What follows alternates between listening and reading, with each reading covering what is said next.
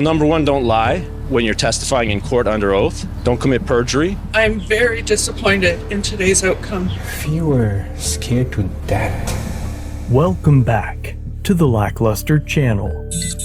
On July 1st of 2021, Umar Zameer, accompanied by his wife, who was 8 months pregnant, and their 2-year-old son, visited Toronto's Nathan Phillips Square, hoping to partake in the Canada Day festivities.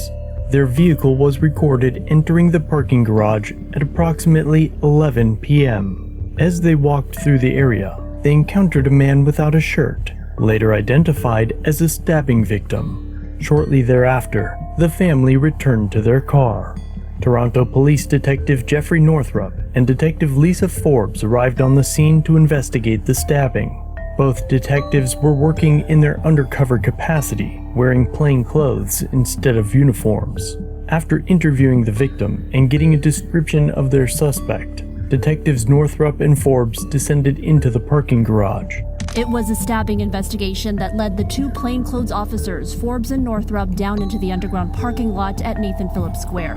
Detective Forbes would later claim that she and Northrup approached Zameer's BMW, identified themselves as police officers, and attempted to question Zameer regarding the stabbing incident. At that time, I have my badge around my neck, and I say, "Hello, police, can we talk to you?" He looked surprised, and he jumped in his vehicle, and I thought that was odd, she said. She told the court she then walked up to the car, held her badge up against the window, and identified herself 2 more times, thinking there may be a language barrier or miscommunication. I speak slower and louder, and I say, "Police, roll down your window." She further alleged that Zameer accelerated the vehicle, driving it directly into Detective Northrup, fatally striking him before attempting to flee the scene. Jeff raises his hand and puts them out up in front with his palms out. At this point, it's more of a plea, and the car accelerates and it hits Jeff and it sends him flying backwards, she said. The only problem, Zameer and his wife recounted a different version of events. Zameer stated that as they entered their vehicle, a man and woman in plain clothes rushed towards their vehicle, banging on the windows. Both Zameer and his wife feared that they were being targeted for a robbery or some other threat. Both Zameer and his wife, Ada Sheikh, were called to testify. They described a very chaotic scene after being approached by a man and a woman. Zameer said he mistakenly thought the two officers were criminals because of the way they were dressed and the way they were acting. Sheikh said she thought they were trying to rob them, and she thought they were going to kill them. You were scared to death. And I thought that's it. That's our life. It's done. Zameer's wife claimed that she had noticed a badge on Detective Forbes, but believed that it was fake, while Zameer said he never saw a badge at all. They both claimed that officers Forbes and Northrup never identified themselves as police. Sheikh said she saw Forbes' badge, but thought it was fake. Zameer said he didn't see a badge on either of the officers. As Zameer attempted to drive forward, an unmarked dark gray police van blocked his path, prompting him to reverse in an effort to leave. Zameer said he was scared and tried to drive away, but was blocked by a dark-colored van that pulled in front of his car. He said he did not know it was an unmarked police van. With officers Northrup and Forbes still banging on the car, ordering him to stop and get out, Zameer said he made the decision to reverse out of his parking spot to get away. But upon reaching the exit, Zameer found both pathways obstructed by white vehicles. The unmarked police van then collided with the rear of Zameer's BMW, and 2 new plainclothes men emerged from the vehicle. They then drew their sidearms and approached Zameer's car. The van hit them with enough force to deploy both of its airbags.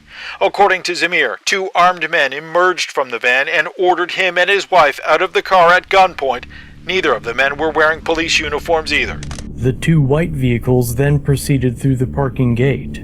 The driver of one of those vehicles later testified that he too feared for his life when 2 armed men exited the van, thinking they were intending to kill Zameer. He reported to the courts that he didn't see any indication of police presence in the parking garage.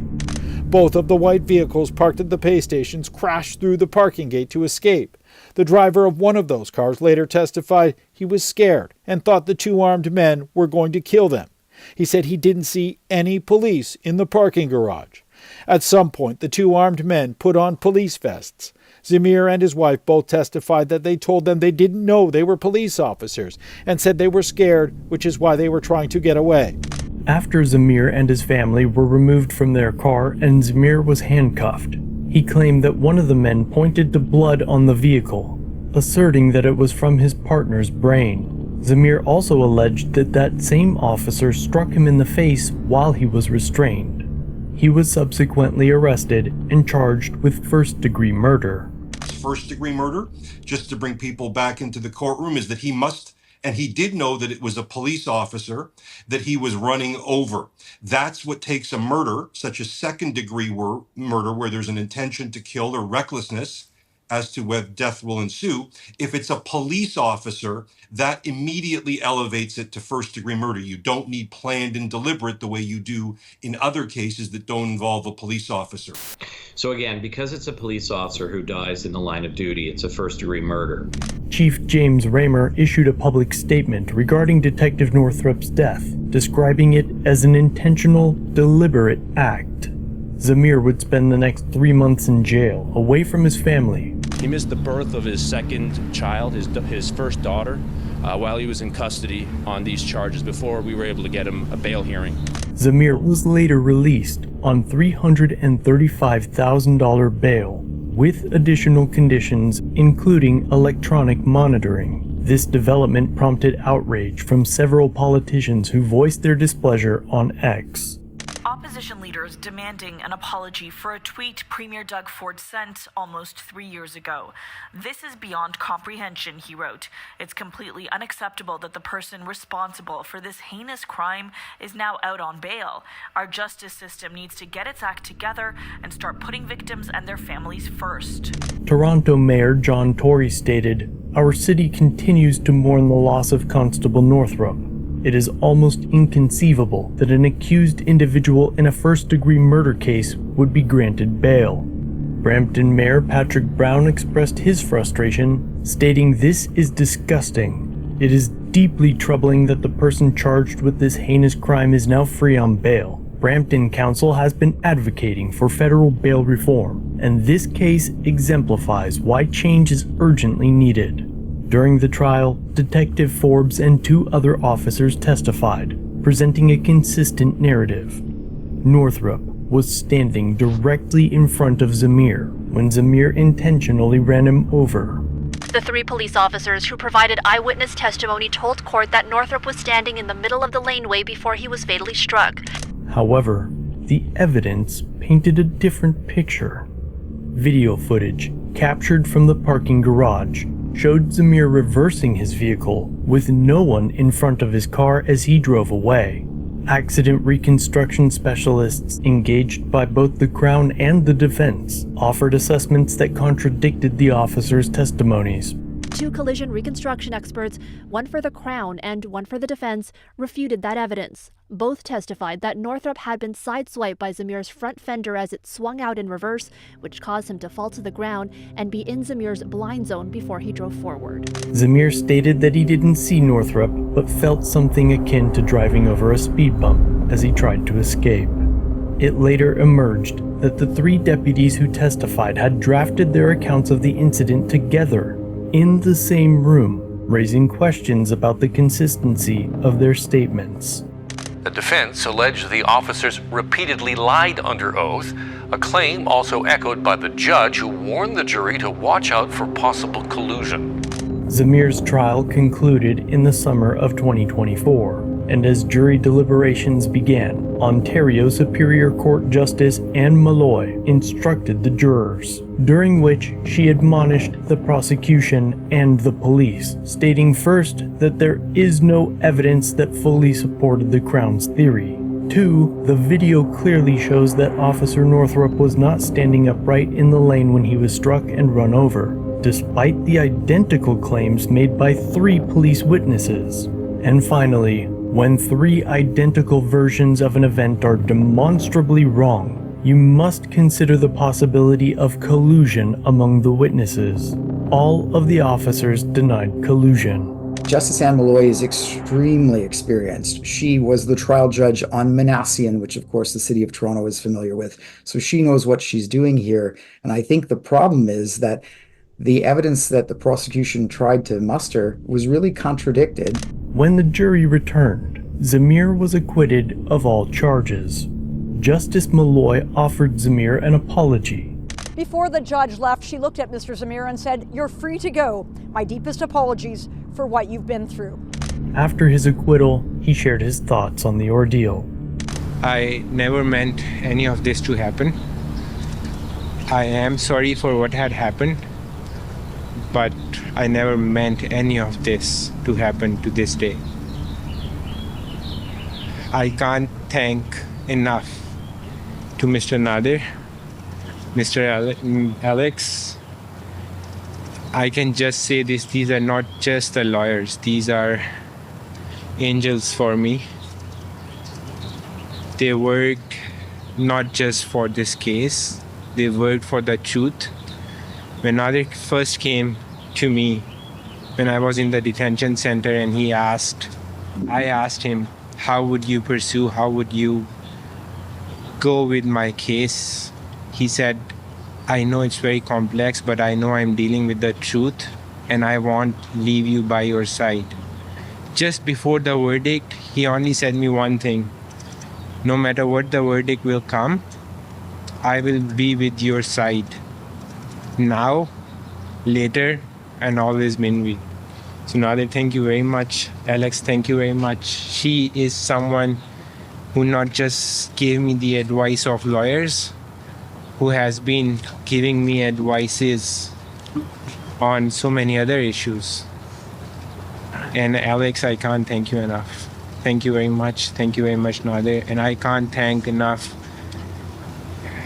the whole Canada. I thought I and Ida made a wrong decision when we thought we should go to Canada. It's a better place for our kids. But I think today I see that Canada didn't let injustice to happen. So I thank Canada. Thank you very much. Nadir Hassan, Zameer's attorney, offered some pointed advice to both the police and prosecutors. Well, number one, don't lie when you're testifying in court under oath. Don't commit perjury. And don't put up witnesses who commit perjury. I think those are three important lessons to be learned here.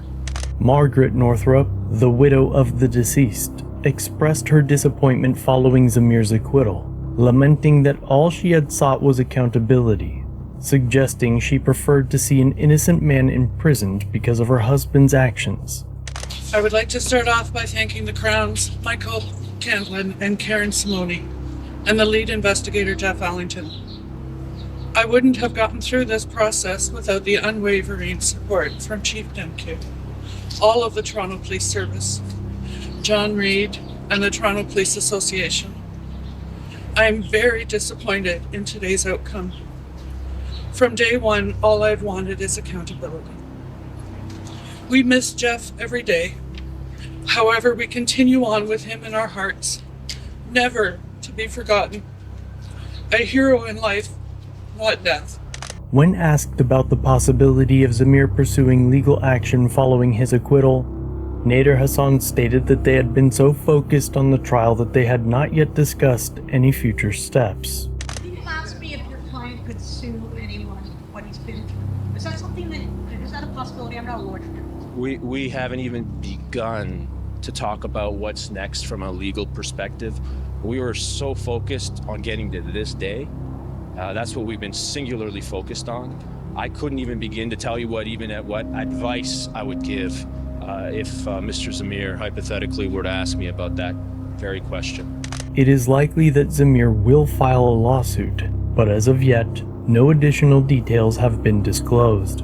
But as always, should any new information emerge, I will provide updates accordingly. For now, I'm eager to hear your thoughts. Do you believe that this case should have ever gone to trial? If the officers are proven to have committed perjury, should they be held accountable for attempting to imprison an innocent man for life? Or do you think the jury got this one wrong? Share your opinions in the comments down below. And if you enjoyed this video, be sure to check out another episode, linked on screen. During his testimony, Zameer became very emotional at times. He said he often wished he never came downtown that night. He said he was horrified when he was told that Detective Constable Northrup had died. Through tears, he said his heart bleeds every time he thinks of Northrup's family. He's so sorry that this ever happened.